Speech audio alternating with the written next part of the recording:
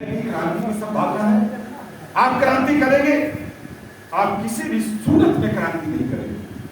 आपको 100 साल जीना है, भले ही नाली में कीड़े मकोड़ों की तरह क्यों नहीं जीना पड़े, आपसे आपका आरक्षण छीन लेगा। कोई मरने नहीं जाएंगे, कोई मरने नहीं जाएंगे। एक आरक्षण के सवाल पर मंडल कमीशन ने शरीर में आग लगाता है, मंडल कमीशन को लागू नहीं होने देना। लेकिन आप बचाने के लिए क्या अपना पसीना बहाएंगे? बिल्कुल नहीं बहाएंगे, इसलिए कि आप हराम तल्लीब हो गए, आप सामंत हो गए हैं। अब आप अपने आप को ब्राह्मण और क्षत्रिय समझने लगे। यह आपकी भूल है। बाबा साहब जो श्रमिकों की बात कर रहे थे, इंडिपेंडेंट लेबर पार्टी बनाते हैं 1936 में, क्यों बनाते हैं? आखिर श्रम करने वाले लोग कौन हैं?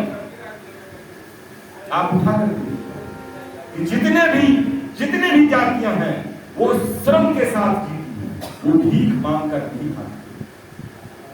और जितने मंत्र वाले हैं उसको अधिकार मिला, वो भीख मांग कर खा सकते हैं। आप भी कटोरा लेके भीख मांगे।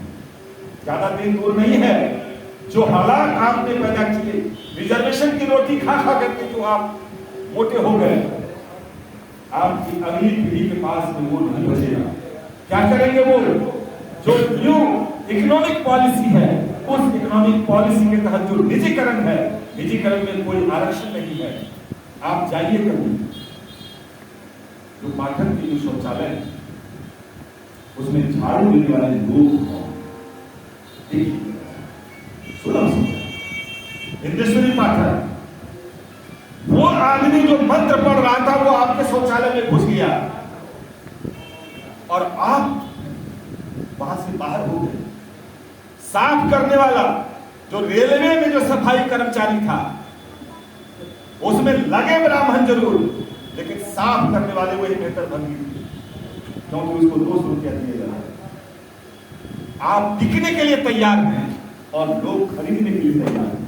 बाबा साहब तो आपको जगा ही सकते, बाबा साहब ने आपको जगाया, लेकिन जागे हुए को जगाना बहुत मुश्किल है। मैं कह रहा हूं कि आप जितने लोग बैठे हैं जागे हुए हैं, लेकिन मदहोश जाति के अहम में यहां से निकलेंगे, आपका सिंह निकलेगा, मैं यादव, मैं कुर्मी, मैं कहार, मैं धोबी, मैं पासी, मैं जवान।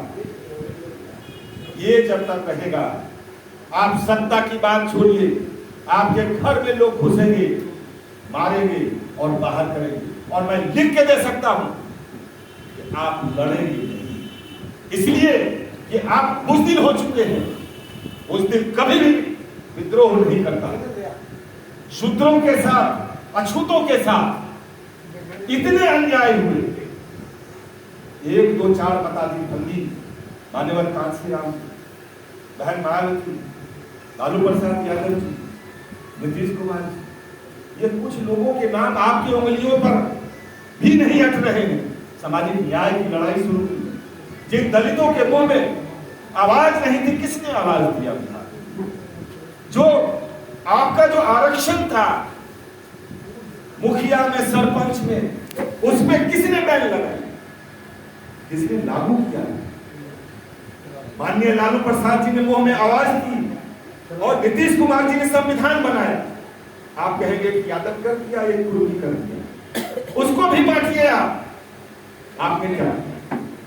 आप केवल और केवल एक काम कर सकते हैं, बच्चे पैदा कर सकते हैं, उन बच्चों को गुलामी के लिए तैयार कर सकते हैं, लेकिन आप लड़ने के लिए तैयार नहीं। क्रांतिवीर आप नहीं हो सकते। आपसे केवल और केवल एक ही मैं उम्मीद करता हूं कि जब आप यहां से जाएंगे, गुलामी का पट्टा पहनेंगे और उसी ब्राह्मण तंत्र का शिकार होंगे जिसके के तहत आप गुलाम हुए।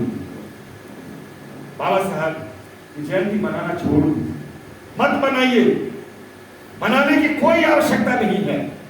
जब आप फूल चढ़ा रहे होते हैं तो बाबा साहब के साथ गद्दारी कर रहे हो। गद्दारों की कमी नहीं है इस देश में। और दलित, पिछड़े, आदिवासी जो पढ़ लिख करके आगे आ गए, वो 10 मिनट समय नहीं देना चाहते। क्यों? जिस समय आरक्षण जिस समय सर्टिफिकेट की बात आती है, आप तुरंत अपना कास्ट सर्टिफिकेट अंदर से घुसाते हैं और उसके आधार पर नौकरी लेते हैं। बाबा साहब ने कहा था वो रिजर्वेशन से ज्यादा रिप्रेजेंटेशन है, जिसको कि मान्यवर कांसीराम ने कहा था जिसकी जितनी संख्या भारी उसकी उतनी हिस्सेदारी। आपने उसको अपना माल समझ लिया, अपने बाप का समझ लिया और मैं